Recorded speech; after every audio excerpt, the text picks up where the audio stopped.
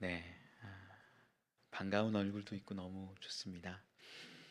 우리가 지난주에는 추수감사 주일로 좀 지켰는데 추수감사 주일의 이야기 설교 내용은 이런 거였어요. 우리가 수장절이라고 해서 거두어 드리는 것이 기쁨인 절기였는데 사실 그 절기에는 다른 이름 하나가 있었지요. 그게 초막절이었습니다. 그 초막절은 거두어 들여서 기뻐해야 하는 그 절기에 굳이 초막을 짓고 어려움 가운데 어려운 사람들을 돌아보며 그렇게 지내는 절기였어요. 수장절은 거둬들인 기쁨이 있다면 초막절은 주실 복을 바라보는 절기였지요.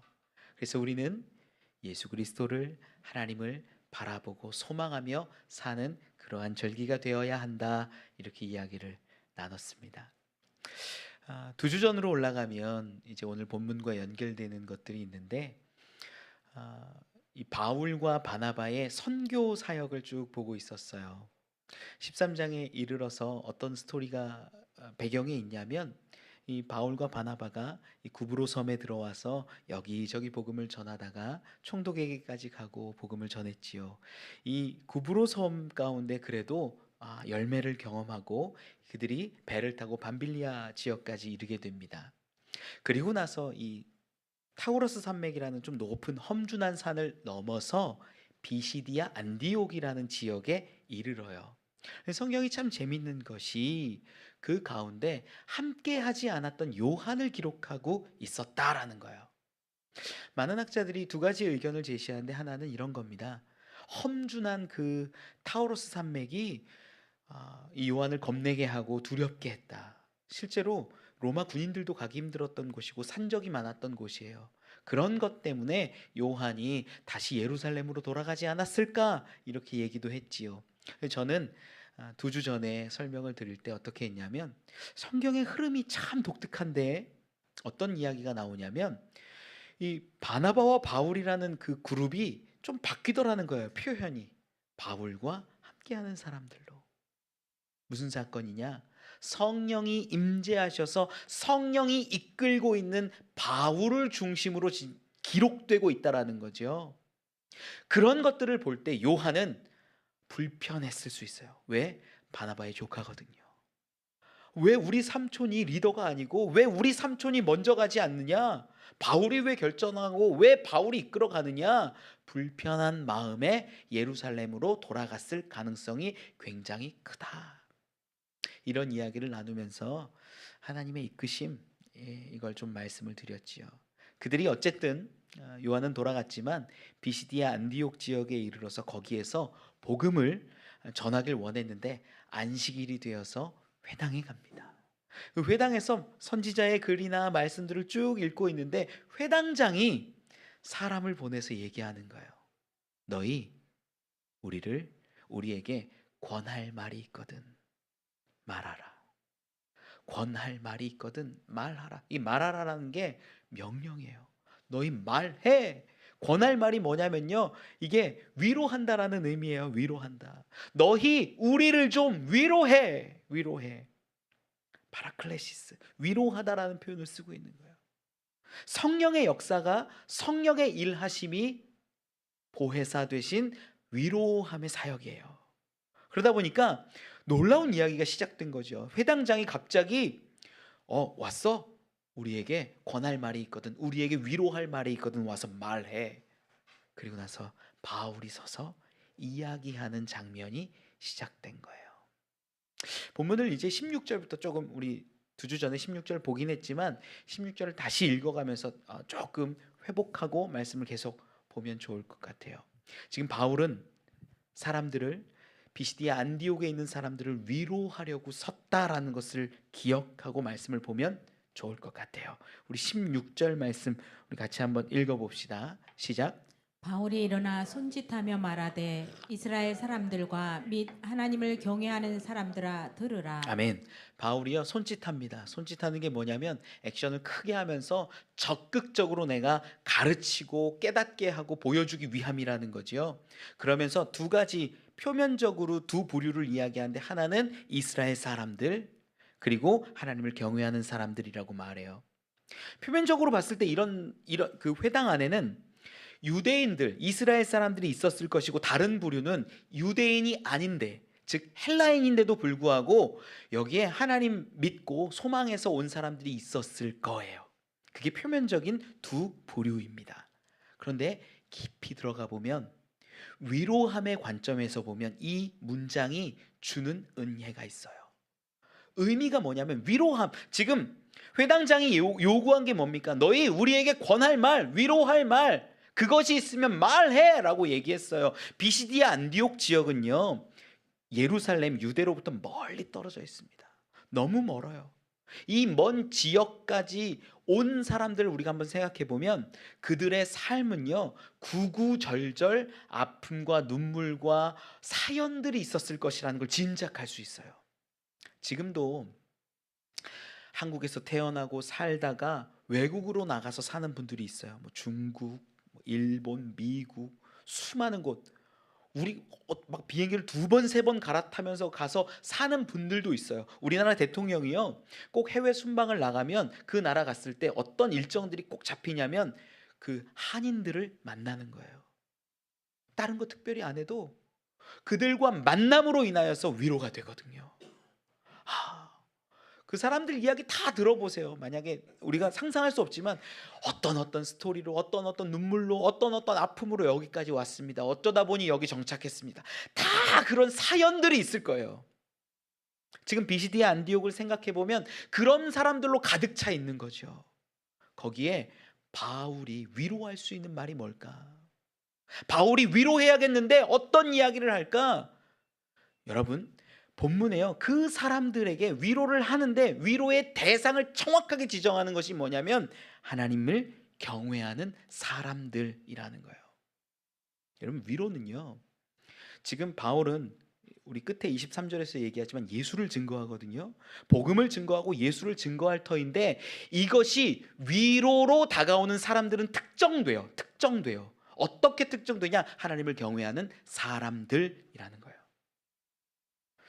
전도하러 이렇게 저도 많이 못 나가서 좀 아쉽기는 하지만, 전도하러 나가면 제가 이렇게 막 그 전도지 주잖아요. 전도지 줄 때 저는요, 이렇게 3걸음 4걸음 따라가면서 꼭 이야기를 해요.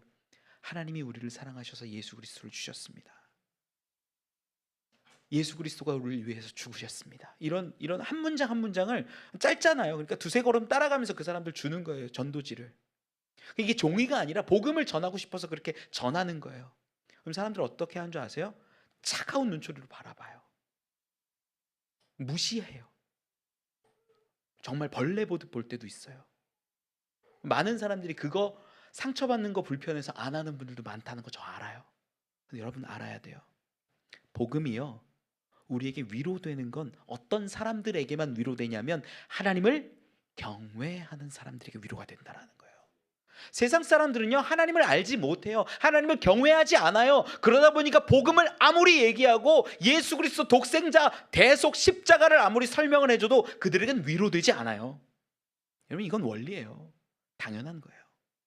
그럼 왜 전도하십니까? 그럼에도 불구하고 하나님이 택한 자들이 있다면 얘기하잖아요. 반응을 해요. 놀라워요.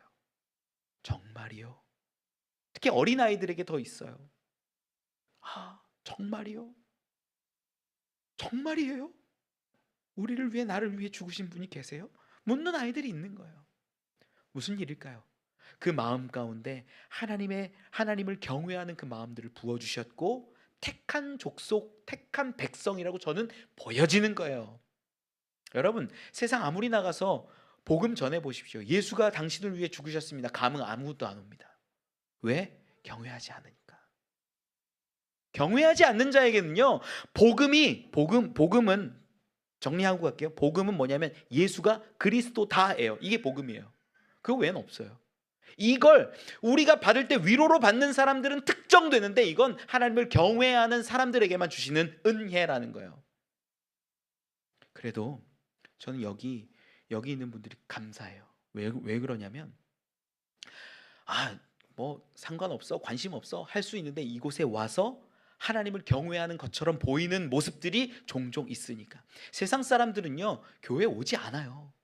관심 없어요. 하나님을 경외하지 않아요. 그들에 대해서요. 누가복음 14장에서 이런 표현들이 하나가 등장해요. 14장 우리 15절로 20절 말씀 좀 한번 볼 수 있을까요? 같이 한번 읽어봅시다. 세상 사람들이 복음을, 하나님의 말씀을, 생명의 떡을 대하는 자세에 대해서 확인할 수 있어요. 같이 한번 읽어봅시다. 시작. 함께 먹는 사람 중에 하나가 이 말을 듣고 이르되 무릇 하나님의 나라에서 떡을 먹는 자는 복되도다 하니 이르시되 어떤 사람이 큰 잔치를 베풀고 많은 사람을 청하였더니 잔치할 시각에 그 청하였던 자들에게 종을 보내어 이르되 오소서 모든 것이 준비되었나이다 하매 다 일치하게 사양하여 한 사람은 이르되 나는 밭을 샀음에 아무래도 나가 보아야 하겠으니 청컨대 나를 양해하도록 하라 하고 또 한 사람은 이르되 나는 소 5겨리를 샀음에 시험하러 가니 청컨대 나를 양해하도록 하고 또 한 사람은 이르되 나는 장가 들었으니 그러므로 가지 못하겠노라 하는지라. 아멘. 무슨 얘기냐면 하나님 나라에서 떡을 먹고 생명을 경험하고 이런 사람들 참 좋겠다라고 얘기하는데 세상 사람들은 세상의 관점을 가지고 사는 사람들은 일관되게 하는 말이 나 장가 갔는데 나 소 샀는데 나 밭 샀는데 거기 못 가라고 얘기한다라는 거예요. 그런데 여기 있는 분들은 왔잖아요. 듣잖아요. 저는 그게 너무 귀하고 감사한 거예요. 세상 사람들은요, 하나님을 경외하지 않기 때문에, 하나님을 찾지 않기 때문에, 하나님을 구하지 않기 때문에 예수가 그리스도라고 아무리 복음을 전해도 감동이 없어요. 위로가 안 돼요. 기쁨이 될 수가 없어요. 그런데 그래도 여기에 나온 분들은요, 끌려 나왔든 형식적으로 나왔든 어떻게 나왔든 나왔잖아요. 하나님을 경외하는 모습이 조금이라도 있잖아요. 눈꼽만치라도 있잖아요. 저는 그게 너무 감사하고 귀하고 복되다라고 말씀드리는 거예요. 여러분, 예수님이요, 그 세상 부류 사람들에게 뭐라고 얘기하시냐면 14장 24절 띄워주실 수 있을까요? 같이 한번 읽어봅시다. 시작. 내가 너희에게 말하노니 전에 청하였던 그 사람들은 하나도 내 잔치를 맛보지 못하리라 하였다 하시니라. 그 잔치 가운데 참여하지 못함을 분명히 말씀하세요. 하나님을 경외하지 않고 따르지 않고 사랑하지 않고 듣지 않는 사람들은요, 세상가로 갈 수밖에 없어요. 그게 원리예요. 그걸 우리가 알면 좋겠고, 그리고 나서 그럼 이 자리에 있는 사람들은 경외하는 것 같고 사랑하는 것 같고 예배하는 것 같은데 그럼 우리 안에 위로가 있습니까? 한번 물어볼 수 있어요.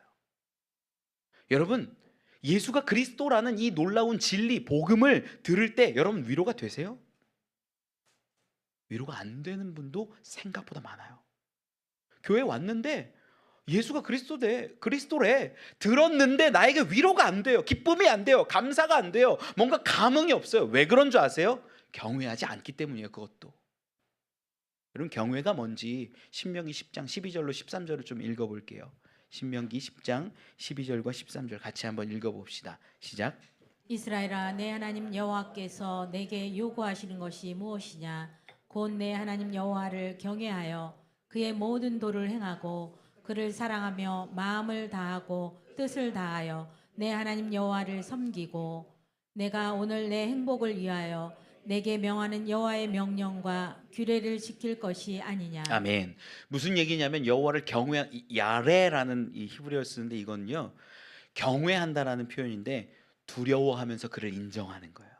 인정하고 두려워하는 모습이 경외예요. 그러면 특별히 신명기 10장 12절 13절 가운데 나오는데 그런 경외하는 자들의 특징이 뭐냐면 말씀을 지키고 도를 따르고 율법과 율례를 지켜 행하는 모습으로 반드시 분명히 나타나더라. 이게 경외예요. 다시 여러분 말씀드릴게요. 복음이요, 예수가 그리스도라는 이 놀라운 복음의 진리가 우리에게 위로가 될 때는 언제냐면 하나님을 경외하는 자인데 어떤 자예요? 말씀을 지키려고 애쓰고 율법을 따르려고 애쓰고 도를 지켜 행하려고 애쓰고 그러는 사람들에게 위로가 되는 거예요. 만약에 어떤 분인지 알 수 없고 제가 다 알 수 없지만 우리 안에 복음이 기쁨이 되고 위로가 되지 않는다면 우리는 경외하지 않는 사람일 수 있어요. 되게 무서운 이야기예요. 그러면 경외가 왜 복음을 들었을 때 위로가 되게 하고 기쁨이 되게 하냐? 대표적인 예를 하나 들어드리면 바울이에요. 바울이 어떤 사람입니까? 난지 8일 만에 할례를 받았고 그는 베냐민 지파이며 바리새인이고 율법적으로는 흠이 없고 완전한 자입니다. 가말리엘의 문화에서 배울 만큼 배웠고 그는 시민권을 갖고 있었던 완벽한 사람이었어요. 율법을 어떻게 하면 잘 지킬까? 사람 죽이는 거 두려워하지 않는 사람이었어요. 그게 바울이에요. 그런데 그가 율법으로 살고 하나님을 경외함으로 열심히 살아내는데 그가 마지막에 실패하는 거예요. 율법으로 사는데도 불구하고 내 마음에 율법을 지키지 못하는 모습을 자꾸 마주하는 거예요. 나 하나님 사랑하는데, 나 하나님 경외하는데, 그 율법을 따라 도를 따라 살아가길 원하는데 늘 실패하는 자기를 봐요. 그래서 그가 로마서 7장 24절에 이렇게 고백을 하는 거예요. 같이 한번 읽어보죠. 시작. 오호라 나는 공고한 사람이로다. 이 사망의 몸에서 누가 나를 건져내랴. 아멘. 이게 바울이에요. 우리보다 율법을 더 잘 지키고 더 열심히 노력하고 살아왔던 사람이 실패의 끝자락에서 선포하는 얘기가 나는 곤고해. 난 아무리 지키려고 하고 애를 쓰고 노력하고 했는데 실패했어. 나는 곤고해. 난 사망에 있어. 이 이야기하는 거예요. 그때 바로 그 무너진 그때 율법으로 경외함의 행위로 나를 세워보려고 했었던 그때 무너져서 아무것도 할 수 없는 그때 복음이 찾아오는 거예요. 그 복음은 우리에게 말씀합니다. 예수가 그리스도야. 너를 구원해내는 자야. 너의 행위로 할 수 없고 너의 행위로 의로울 수 없을 그때 내가 해. 예수가 해. 라고 선포하시는 거예요. 그러니 하나님을 경외하면 경외할수록 율법을 지켜내면 지켜낼수록 나의 연약함, 나의 부족함, 나의 곤고함을 바라본 다음에 하나님의 위로를 경험하는 거예요. 여러분 진짜 복음으로 위로받기 원하시는 분들은요 바울처럼 한번 살아보세요. 그리고 내 안에 더러움과 욕망과 추악함과 죄악을 마주한 다음에 하나님 나는 할 수가 없네요. 두 손 두 발 한번 들어보세요. 그러면 그때 복음이 놀라운 신비로 우리한테 다가옵니다. 그게 위로예요. 오늘 본문은 그걸 얘기하고 있는 거예요. 하나님을 경외하는 자들아 들으라. 여기에는요 내 방법 내 노력으로 실패했던 자들 이제 진짜 기쁜 소식 복음을 내가 들려줄 터인데 예수가 그리스도야 구주야 이거 얘기하는 거예요. 말씀 돌아와서 이제 그 내용을 우리가 한번 살펴봅시다. 본문 17절로 우리 22절까지 쭉 읽어보죠. 17절로 22절 시작. 이 이스라엘 백성의 하나님이 우리 조상들을 택하시고 애굽 땅에서 나그네 된 그 백성을 높여 큰 권능으로 인도하여 내사 광야에서 약 40년간 그들의 소행을 참으시고 가나안 땅 7족속을 멸하사 그 땅을 기업으로 주시기까지 약 450년간이라. 그 후에 선지자 사무엘 때까지 사사를 주셨더니 그 후에 그들이 왕을 구하거늘 하나님이 베냐민 지파 사람 기스의 아들 사울을 40년간 주셨다가 패하시고 다윗을 왕으로 세우시고 증언하여 이르시되 내가 이새의 아들 다윗을 만나니 내 마음에 맞는 사람이라 내 뜻을 다 이루리라 하시더니. 아멘. 지금 우리가 17절로 22절까지 쭉 있는데 여러분 읽으면서 어떤 느낌이 드냐면 야 구약 성경을 요약했구나 정리했구나 느껴져요. 왜 그러냐? 17절에 말씀하는 거 보세요. 이 이스라엘 백성의 하나님이 우리 조상들을 택하셨대요. 누굴 택하셨던 걸 얘기할까요? 지금 이거는요 출애굽 전을 얘기하거든요. 아브라함 얘기하고 이삭 얘기하고 야곱 얘기하는 거예요. 그 수많은 사람들 특별히 아브라함 얘기하는 거죠. 아브라함을 택하시고 그리고 어떤 일들이 있냐? 17절 중간부터 나오지만 애굽 땅에서 나그네 된 백성을 높여 큰 권능으로 인도하여 내. 출애굽 얘기하는 거 출애굽기. 그리고 어떤 말씀이 있습니까? 18절에 광야에서 40년간 그들 소행 참으시고 출애굽기 얘기하는 거죠. 계속. 야 참으셨구나. 그리고 19절에 가나안 땅 7족속 멸하사 그 땅 기업으로 주시기까지 450년이라. 그 땅에 여호수아 시대에 이제 전쟁이 있고 어떤 정복이 있고 하는 그런 스토리를 얘기하고 있는 거예요. 그리고 사무엘 때까지의 사사 시대를 간략하게 얘기하고 그들이 왕을 구했을 때 사울 왕을 주시고 마지막에 다윗을 주셨다. 이야기를 쭉, 그러니까 이게 성경에 사무엘 상하까지 쭉 소리를 풀어가는 거예요. 다윗 이야기까지. 언제부터? 아브라함 때부터. 이건요, 유대인들에게 있어서는 기본입니다. 유대인들에게서는 기본 스토리예요. 딱 알고 있는 거예요. 그런데 아주 중요한 걸 우리가 여기에서 발견하는데 하나가 있는데, 뭐냐면 지금 이 성경과 이스라엘의 모든 백성의 역사를 훑어 내려가는데 주어가 누구냐면요, 하나님이에요. 하나님이에요. 하나님이 뭐라고 이렇게 27절에 이 이스라엘 백성의 하나님이, 이 문장이 사실 다 연결돼서 한 문장이에요. 한 문장. 근데 여기 주어가 누구냐? 하나님이 하셨다는 거예요. 하나님이 우리 조상들을 택하시고, 하나님이 그 권능으로 인도하여 내사, 하나님이 광야에서 그 40년간 그들 소행을 참으시고, 하나님이 가나안 땅 7족속을 멸하시고, 하나님이 그 사사를 주셨고, 하나님이 사울을 주셨고, 하나님이 다윗을 찾으셨고, 이 다 하나님이에요. 주어가 3인칭 단수형으로 되어 있어요. 바울이 회당의 앞에 있는 사람들에게 지금 설교하는데 하나님이 택하시고, 하나님이 구하셨고, 하나님이 이끄셨고, 하나님이 참으셨다라는 거예요. 여러분 가만히 보세요. 역사의 주관자가 누구예요? 하나님이에요. 그걸 얘기하고 있는 거예요. 여러분, 바울은 지금 철저하게 여기 BCD 안디옥의 회당에 앉아있는 사람들에게 위로하려고 썼어요. 권할 말, 위로할 말이 있으면 말하라라고 명령을 듣고 여기 서서 위로하고 있는데, 그 위로의 대상과 함께 공유하고 있는 놀라운 그 지점이 어떤 거냐면 하나님이 모든 역사의 주관자시다라는 것을 함께 이야기하는 거예요. 여러분, 위로받는 사람은요, 이 모든 세상의 역사 가운데 하나님이 붙잡고 계심을 믿는 사람이 복음, 예수가 그리스도라는 말로 위로받습니다. 여러분, 이거 너무 중요해요. 세상 사람들은 조금 달라요. 세상 사람들은요, 그냥 당연하다라고 여겨요. 아픈데 몸이 낫잖아요. 약을 안 먹어도 낫어요. 당연히 낫는 거야. 나을 만한 때가 됐으니까 낫는 거야. 문제가 생겼어요. 문제가 해결됐어요. 뭐 그냥 그럴 만한 때가 됐으니까, 사람이 도와줬으니까. 어려움이 닥쳤어요. 어려울 때가 됐나 보지. 다 세상 사람들은요, 우연이라고 얘기를 하고 자연이라고 얘기해요. 여러분, 자연이라는 표현 자체가 스스로 자자의 그러할 연이, 그냥 스스로 그러한 거예요. 그러다 보니까 믿지 않는 사람들의 특징은 어떻게 살아가냐면, 그럴 만하니까 그랬지. 우리가 막 하나님이 우리 가운데 역사하셨어, 기적이야, 놀라운 일이야, 그럴 만하니까 그랬지. 세상 사람들의 특징이에요, 그게.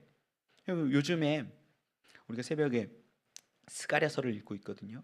스가랴서를 보는데 제가 이 말씀을 읽다가 눈을 못 뗐어요. 사실 이 말씀이 얼마나 귀한지. 스가랴서 10장 1절에 아주 독특하고 신기한 표현이 하나 나와요. 스가랴서 10장 1절 말씀 우리 같이 한번 읽어봅시다. 시작. 봄비가 올 때 여호와 곧 부름을 일게 하시는 여호와께 비를 구하라. 무리에게 소낙비를 내려서 밭의 채소를 각 사람에게 주시리라. 아멘. 여러분, 그냥 평범한 문장 같죠? 야, 비를 구해. 이게 이제 히브리어로 직역해서 보면 맨 앞에 뭐가 나오냐면 비를 구해, 여호와께 비를 구해, 이게 먼저 나와요. 여호와께 비를 구해. 언제? 비가 올 때. 이런 식이에요. 가장 중요하게 생각하는 게 앞에 나오거든요. 여호와께 비를 구해. 여러분, 이 문장을요, 내용적으로 봤을 때 이건 말이 안 되는 문장이에요. 성경을 여러분 이성의 눈으로 한번 보세요. 여호와께 비를 구해요. 근데 언제 구하래요? 잘 보세요. 언제 구하래요? 봄비가 올 때 구하래요. 봄비가 오고 있는 거예요. 여러분, 말이 돼요? 비가 와요. 비가 오고 있어요. 비를 구하는 게 말이 되냐고요. 정신 나간 사람이죠. 비가 오는데 뭘 비를 구해? 우리가 비를 구할 땐 언제 구하냐면 비가 안 올 때 구하는 거야. 하나님, 좀 비를 좀 내려주세요. 건조하잖아요. 가물잖아요. 문제가 있잖아요. 어려움이 있잖아요. 비를 좀 내려주세요. 이게 우리가 구하고 기도하는 거예요. 일반적으로. 아니에요? 건강 주세요. 물질 주세요. 자녀 형통케 해주세요. 아픔 좀 치료해 주세요. 이거 다 뭐예요? 없을 때 구하는 거라는 거예요. 그런데 스가랴 10장 1절은요, 비가 올 때 구하래요. 내용적으로 이상해요? 맞아요. 이상한 거예요. 이거는 지금 스가랴서의 이야기를 풀어보면요, 뭐냐면 비가 오기를 원하는 게 아니에요. 많은 사람들이 오해해요. 비 오기를 바래서 비 오기를 구해라. 아니요. 이건 하나님을 인정하고 믿는 고백과 선포예요. 여러분, 비 올 때 구해본 적 있어요? 그거 하라는 거잖아요. 세상 사람들은 자연의 이치로 설명하고 세상 사람들은 당연한 거야. 신이랑 상관없어. 우연히 자연이 그렇게 된 거야 라고 이야기하지만 믿음의 눈을 가지고 바라보는 사람은요, 하나님이 주시는 거야 라고 고백하는 사람이라는 거예요. 이 세상의 역사가, 이 세상의 문제가, 이 세상의 치료가, 이 세상의 모든 것들이 하나님의 주권하에 있다라고 믿는 사람들은 성경의 모든 역사, 인류의 모든 역사, 우리 가정의 모든 역사, 우리 교회의 역사, 우리 삶의 아픔 곳곳 모든 것들 하나님이 붙잡고 계시다는 것을 믿고 인정하고 고백하는 사람들이라는 거예요. 그를 위로하시는 거예요, 복음이. 우리는 어떻게 해요? 그런데 우리는 하나님 주시면 좋고 안 주시면 하나님 능력 없는 거고, 내가 세상적인 관심만 가지고 안 주실 만한 것만 찾고 안 주실 만한 것만 구하고, 그리고 사서 안 주시니까 하나님은 힘과 능력이 없는 분으로 그렇게 정죄하고 단죄하는 사람들 얼마나 많습니까?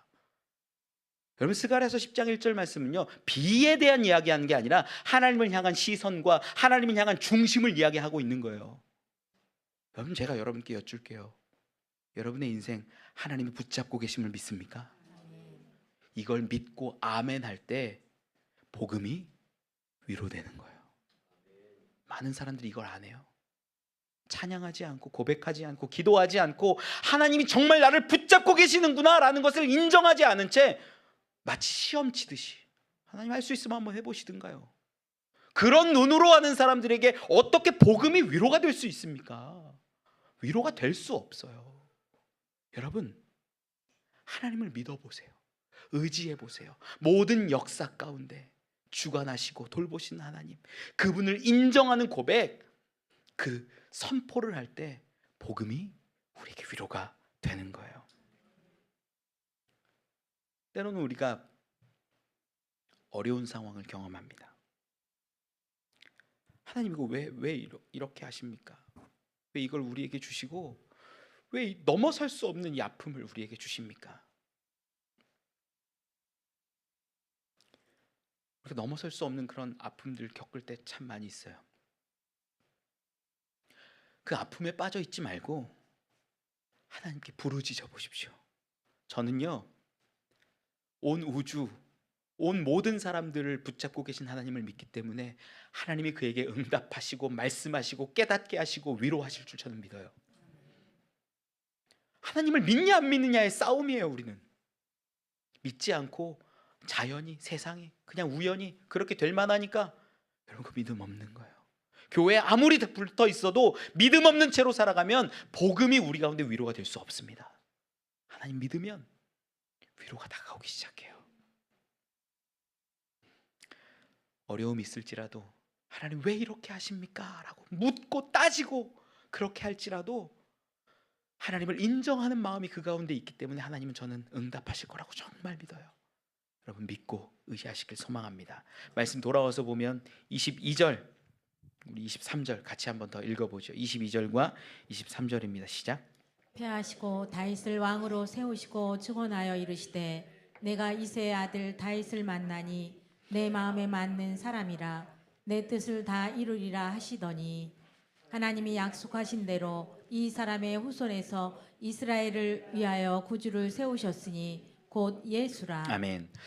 사울을 패하시고 다윗을 왕으로 세우셨다라고 기록합니다. 이 다윗을 세우시는데 이때가 22절에 보면 이새 아들 다윗을 만나니 내 마음에 맞는 사람이라 내 뜻을 다 이루리라. 이 다윗에게 주시는 어떤 놀라운 말씀을 전해주거든요. 이때가 언제냐면 사무엘하 7장의 이야기예요. 사무엘하 7장이 7장 2절을 좀 같이 한번 읽어봅시다. 7장 2절 말씀 시작. 왕이 선지자 나단에게 이르되 볼지어다 나는 백향목 궁에 살거늘 하나님의 궤는 휘장 가운데 있도다. 아멘. 이때가 언제냐면 다윗이 모든 것을 이뤘을 때예요. 모든 것을 이루고 정말 부족함 하나 없고 완벽한 상황에서 나는 어느 집에 살고 있대요? 백향목 집에, 좋은 집에 평안을 누리며 기쁨으로 살고 있는데 하나님의 궤가 어디 있는지가 보이는데 천막에 있는 게 보이는 거예요. 그래서 나단 선지자에게 묻는 장면이 나옵니다. 이 장면이 그런 장면이에요. 내가 하나님께 좀 집을 지어드리고 싶은데 어떻게 하면 좋겠어? 나단 선지자 한번 얘기해 보십시오. 나단 선지자가 그렇게 하십시오. 막 이렇게 얘기한 다음에 하나님께 음성을 듣고 와서 대답하는 장면이 뒷부분에 쭉 이어져요. 여러분, 다윗의 마음이 뭔지 아시겠어요? 하나님이 나에게 이렇게 복을 많이 주셨는데, 날 이렇게 살려주셨고 이렇게 이끄시고 승리케 하셨는데 하나님 위해서 내가 뭐 할까 고민하고 있는 그 마음을 보시고 하나님이 내 마음에 드는 자다라고 얘기하시는 거예요. 그리고 나서 나단 선지자를 통해서 하시는 말씀이 뭐냐면, 네가 나를 위해 집을 짓겠다고? 아니, 내가 지어줄 거야. 내가 너의 씨를 통하여서 자손을 줄 거고 내가 그 나라 그 왕위를 세워줄 거야. 이게 이제 사무엘하 7장 8절부터 16절까지 쭉 읽으면 좋은데 우리 11절부터 16절을 좀 읽어봅시다. 11절로 16절 같이 한번 읽어보죠. 시작. 전에 내가 사사에게 명령하여 내 백성 이스라엘을 다스리던 때와 같이 아니하게 하고 너를 모든 원수에게서 벗어나 편히 쉬게 하리라. 여호와가 또 내게 이르노니 여호와가 너를 위하여 집을 짓고 내 수완이 차서 내 조상들과 함께 누울 때에 내가 내 몸에서 날 내 씨를 내 뒤에 세워 그의 나라를 견고하게 하리라. 그는 내 이름을 위하여 집을 건축할 것이요 나는 그의 나라 왕위를 영원히 견고하게 하리라. 나는 그에게 아버지가 되고 그는 내게 아들이 되리니 그가 만일 죄를 범하면 내가 사람의 매와 인생의 채찍으로 징계하려니와 내가 내 앞에서 물러나게 한 사울에게서 내 은총을 빼앗은 것처럼 그에게서 빼앗지는 아니하리라. 내 집과 내 나라가 내 앞에서 영원히 보존되고 내 왕위가 영원히 견고하리라 하셨다 하라. 아멘. 정리하면 이런 거예요. 네가 나를 위해 집을 지어주겠다고? 내가 지어줄게. 그리고 너의 몸을 통하여서 날 그 씨를 통하여 나라를 이룰게. 그리고 그 나라 그 왕위 영원해. 딱 세 가지 얘기하시는 거예요. 여러분 그걸 오늘 본문으로 돌아오면 22절 가운데 바울이 요약한 게 하나님이 내 뜻을 이루리라.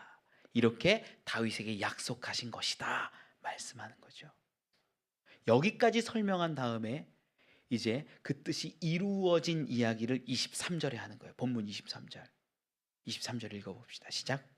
하나님이 약속하신 대로 이 사람의 후손에서 이스라엘을 위하여 구주를 세우셨으니 곧 예수라. 아멘. 아멘. 여러분 지금 바울이 하고 온 얘기를 가만히 보세요. 구약 성경의 이야기를 쭉 하면서 다윗까지 끌어왔고 다윗에게 약속하시고 분명히 성취하시겠다라고 말씀하신 것들이 오늘 본문 23절에 약속대로 그 약속대로 완전히 이루어졌다라고 이야기하는 거예요. 그 성취가 뭐다? 누구냐? 예수다. 그가 구주다. 이렇게 말하는 거예요.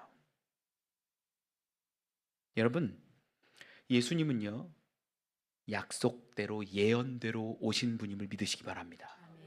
이게 그냥 온 게 아니에요. 갑자기 와서 우리를 위해 십자가에 죽으시고 된 게 아니라 수많은 예언자와 선지자를 통하여서 선포하신 말씀이 이루어진 거예요. 그래서 이게 위로라는 거예요.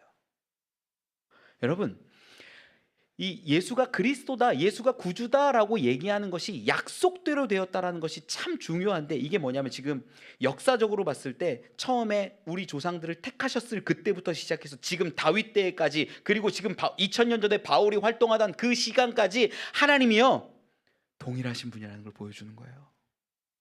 야, 아브라함을 택하시고 선택하시고 역사하신 그 하나님, 출애굽시키신 하나님, 아들을 주시겠다고 약속하신 그 하나님이 약속하신 그대로 우리에게 구주 예수를 주셨어 라고 선포하는 거. 이게 지금 듣는 사람들에게는 위로가 되는 거죠.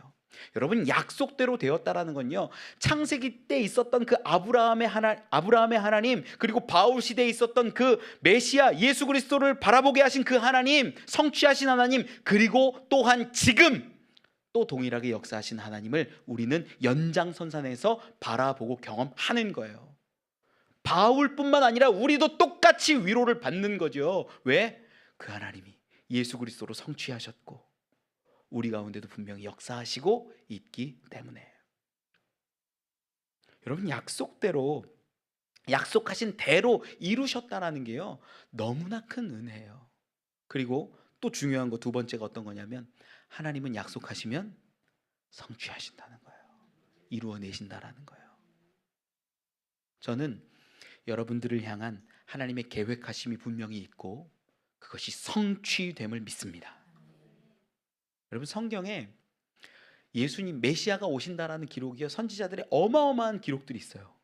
그리고 실제로 그 약속대로 성취가 돼요. 그런데 성경에 더 많은 예언과 고백이 뭐냐면, 그 예수님이 다시 오신다라는 거예요. 우리는 어떤 사람이냐면, 예수님이 다시 오실 그 날을 바라보고 사는 사람들이에요. 그 약속하신 것이 분명히 이루어지고 성취될 것을 믿는 믿음으로 사는 사람들이에요. 이게 우리에게 위로가 되는 거예요. 여러분, 세상 사는데 결코 우리가 이겨내지 못할 아픔들이 다가옵니다. 다 겪어요. 크고 작을 뿐이지 우리가 결코 이겨낼 수 없어요. 목회도 쉽지 않습니다. 다 그래요. 그런데 우리가 이겨낼 수 있고 소망할 수 있는 건 주님이 분명히 다시 오실 것을 믿기 때문이에요. 선포되었어요. 지금 저들에게 위로를 주기를 원하거든요. 바울은요, 회당에 있는 수많은 사람들에게 위로 주기를 원하는데, 약속하신 그대로 우리에게 구주 예수가 오셨어. 이걸 들을 때 그 사람들의 마음을 한번 생각해 보세요. 정말 아브라함을 택하시고 우리를 구원해내시고 인도하신 그 하나님이, 다윗에게 약속하시고 뜻대로 이루시겠다고 하신 그 하나님이 우리 가운데 예수를, 메시아를, 구주를 보내주셨어. 정말 너무나 큰 위로가 되는 거예요. 여러분, 이것이 또 위로되는 게 있어요. 어떤 거냐면, 다시 아까 얘기하는 거랑 연결되지만, 우리의 힘과 능력으로 구원을 이루어갈 수 없을 그때 그분이, 예수가 구주가 되시기 때문이에요. 구주가 되신다라는 게 뭐냐면, 이게 소테르라는 단어인데 세이비어예요. 구원자. 어떻게 할 수 없는 그때에 결코 우리의 힘과 능력으로는 빠져나올 수 없는 수렁과 구덩이에 빠져있는 그때에 하나님이 꺼내시는 것, 그게 구원이에요. 결코 우리 힘으로는 할 수 없어요. 그때 하나님이 이루어내시는 거예요. 여러분, 이걸 보면서 우리가 위로받는 거죠. 저는 우리 성도분들의 삶을 다 알 수 없습니다. 그 아픔도 어려움도 눈물도 다 이해할 수 없죠. 어떻게 제가 다 알겠습니까? 그런데 제가 여러분들에게 위로할 수 있는 거 하나 있어요. 이 세상이 결코 위로할 수 없고 하나님이 주시는 은혜, 예수 그리스도예요. 예수가 그리스도 되신다라는 이 말씀을 여러분들에게 드릴 때, 경외하는 사람이라면, 모든 역사가 하나님의 주권 가운데 있다는 것을 알고 믿는 사람이라면, 약속대로 성취되고 있다는 것을 인정하는 사람이라면, 예수가 그리스도 되신다는 사실이 놀라운 위로로 다가옴을 저는 믿습니다. 여러분, 이게 위로예요. 저는 여러분들에게 물질이 있었으면 좋겠습니다, 어떻게 됐으면 좋겠습니다, 성공했으면 좋겠습니다, 아무리 해도 제가 위로를 드릴 수가 없어요. 그런데 하나님이 주세요. 예수가 그리스도 되셔서 우리를 구원해 내시는 거예요. 하나님이 세상을 이처럼 사랑하사 우리에게 독생자를, 구주를, 그리스도를 주시는 거예요. 너무 사랑해서 구원해 내려고 우리 힘과 능력으로는 결코 어찌할 수 없는 그때에 살려내시는 은혜가 있는 거예요. 그걸 지금 바울이 선포하는 거예요. 저들이 위로를 받을까요? 전 받을 거라고 믿습니다. 실제로 13절 뒤쪽으로 넘어가면 사람들이 그래요. 지난주에 한 말씀 한 번 더 해라. 지난주에 한 말씀 한 번 더 해라. 우리에게 위로를 선포해라. 예수 그리스도 얘기하라는 거예요. 말씀을 맺겠습니다. 여러분, 이 세상은요, 결코 하나님의 사랑을 알 수 없어요. 하나님을 경외하지 않기 때문에, 하나님께 나아오지 않기 때문에 감동도 받지 못하고 위로도 받지 못하고 기쁨도 얻지 못해요. 그런데 하나님을 경외하는 사람들은 조금씩 그 놀라운 위로를, 기쁨을, 감사를 경험합니다. 여러분, 권면합니다. 이 세상 모든 것이 하나님의 주권하에, 여러분의 가정의 모든 일들이 하나님의 주권하에, 우리 인생이 하나님의 주권하에 있다라는 것을 믿고 의지하십시오. 부르짖어 보시고 기도해 보시고, 하나님 어떻게 해야 됩니까? 때로는 힘들어도 괜찮아요. 그대로 기도하세요. 부르짖어 보세요. 그때 하나님이 응답하실 줄 저는 믿어요. 많은 사람들이 기도하지 않기 때문에 응답받지 못하는 거죠. 기도하고 부르짖는데 왜 하나님이 응답하시지 않습니까? 응답하십니다. 그리고 우리 분명히 압니다. 동일하신 하나님, 창세기에 기록된 하나님이 바울 시대에도 역사하셨고 지금도 똑같이 이루어 내십니다. 그 하나님을 우리 믿는 거거든요. 약속의 성취를 믿는 거거든요. 또 다시 오실 예수 그리스도를 우리는 의지하는 거거든요. 우리 그렇게 믿고 의지하며 살아갈 때, 소망 가질 때 말씀 한 줄 한 줄이 예수가 그리스도, 예수가 구주 되신다는 그 놀라운 사실이 우리에게 가장 큰 위로, 가장 큰 기쁨됨을 저는 믿습니다. 그러한 기쁨으로 살아가는 저와 여러분 되시길 축원합니다. 우리가